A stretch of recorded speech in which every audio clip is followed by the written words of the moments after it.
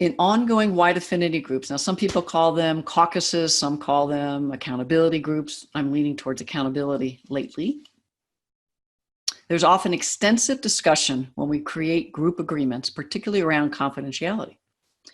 Making rules, and again, this is a very common dynamic of whites. Now notice I'm at the group level, remember trifocals. It's not every white or every time, but a common dynamic that many whites ask for is grace, trust my intent, good intent, you know. And so some of those rules so that they're not engaged in dialogue about the impact of their attitudes and behaviors that are experienced as racist. So confidentiality, making rules about what is allowed to be said and not outside of the group. That feels super white to me, but I don't quite have a hand on the language to describe why it's super white. Can you help me understand the whiteness of overprotecting confidentiality? Great question.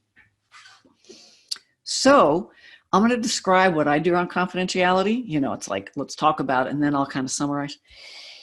And if they're not getting a couple things, I'll introduce them and say, what do y'all think? And put in the chat or hop on to see if I'm perpetuating whiteness in this.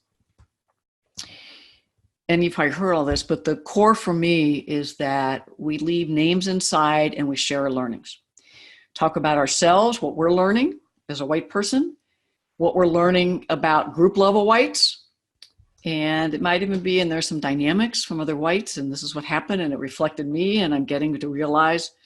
So I want to be able to reference, but always without names and any indicator of who it might be. That's a very strong rule for me. I use the word rule. It is. It's a non-negotiable. And here's why. When I share that information, it can be taken out of context. I want whites to stay in it for the long haul. And if it ever got back to them that I was having a side conversation, gossiping about them, then I'm undermining my goal of wanting to have learning and ongoing. Here's what I'd love to have the whites say is, if we are impacted by each other, can we agree that we will have that conversation with each other in this group? And if you're not yet ready, you may want to talk to another white person in the group to just get the capacity to have the follow-up conversation, either come back to the group and or go one-on-one to the person. So what I'm not wanting to do is have whites experience something, go out and talk about it to other people. It would feed my ego. It feeds my, oh, I'm a white person that's really good, and let me tell you how all the other whites are bad. So that's my fear. I know this because I have participated and perpetuated. That's what I was trying to get out. These very unproductive dynamics that just keeps whiteness and white supremacy going. So I'm committed to having people being able to show up in a learning environment. If they say something that crosses the line, quote, make a mistake, to get feedback in the moment and or another time in a container where they can have learning. If you disagree and you're like, but there's a reason to share this outside of, then I'd love you to keep writing in the chat or hop on live to help me see what I'm not seeing or how what I'm suggesting is whiteness. Let me see if there's anything about it. It's somewhat related. People talk about safe space. That's often what whites will say. And you might know Brian Arau and Christy Clemens has an article out about brave spaces. It's been in the book Art of Facilitation, published by ACPA, American College Association, Personnel Association, ACPA. Lisa Landreman was the editor. Also have a triggers article in there that's mine. Great resource, Art of Facilitation. So in there they talk about brave spaces. And so how and many people, I just see that language now. It's almost everywhere I look. How I talk about that is you as a person, your essence, your humanity, that's what I want to hold sacred here. Behaviors and attitude that we learned growing up as whites, racist behaviors and attitudes then, and we perpetuate now, policies and practices we collude in keeping or create, that's what we're going to be focused on changing. May feel like people are engaging in a way that feels personal. I will actually interrupt those as the facilitator of this caucus. If someone says you're stupid or you're so racist, I don't find those useful. We need to be talking about our attitudes and behaviors. That's what I can change. And that's what I'm going to be focusing on. So those are some of the ways that I use my authority as facilitator of a caucus or a workshop to have folks, in this case, white and a privileged identity, who are feeling all kinds of fear, probably all kinds of white fragility, know that this is a place we can do our work. And then the other thing I do is really model not knowing racist microaggressions I've done recently, racist thoughts I've had, racist behaviors I've had recently. I'll often, if I'm doing a workshop with whites, I'll start with that. The most recent one I remember was a few months ago, and it doesn't mean there weren't many since, but just so you see what I'm talking about. And I would do this before we're doing community norms. I call them engagement agreements. I think Reverend Dr. Jamie Washington first called it that, and I've been calling it learning guidelines, and I like his engaging agreements as a title. You can also email me. I have now 16. Hold still. I'm looking for a book.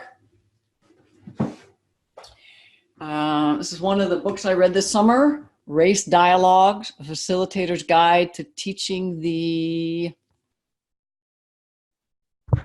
Tackling, I can't read backwards, Tackling the Elephant in the Classroom. Last names Kaplowitz, Griffin, Seyka, maybe Seyka. So this is about intergroup dialogue, and there's like, I don't know, 12 weeks of suggested curriculum. And when I read this summer, I was like, ooh, they've got a lot of engagement guidelines that I really like that I don't use. And so I added a few more. So if you have any of my workshop materials just in the last few months, have been using a more updated version. So you can email me for those unless I can easily find one. Nope, can't easily quickly. One of them I remember that I got from that book was No Frozen in Time. I'm not, saying it exactly as they talked about it, but the idea is that in this case, whites can show up, say and do things, reflect, be in racist attitudes, reactions, defensiveness. We work together to help see another way to be, and we commit to not taking a snapshot and freezing that white in that moment and not allowing to see them as they learn and grow and change. That one just came to me. So what do you think? Okay. Did you see any whiteness in there? Let's see, fear of conflict. I address that with your essence. I will support and protect your humanity as much as I can, but the behaviors, the attitudes, the racist biases, that's what we're going after. So that's, conflict is clear. Comfort, not right to comfort, because this is not comfortable for most whites in this work. I'm in a continuing white accountability group with some folks I've worked with in a year-long development program, and I show up there more honest, things come out of my mouth that I was like, ooh, I didn't even know I was feeling. It's just a wonderful space to get to do my own work, and I'm starting a second one with the whites that are going to be at SJTI as staff and faculty and interns. Just realized that I had not been a participant in a white affinity space in a very long time, and I need to be on a learning edge. So sense of urgency, I'm just going through some of them. Perfect, right, wrong, either or. Only one person has a knowledge. So I think what I shared, at least for those characteristics of white supremacy culture, weren't operating. Got it, time, urgency, creating, collectively discussing, negotiating how we're going to engage each other in and outside of the space. I would not rush it. That's when people might show up in fears and, get honest. So it's all part of group development.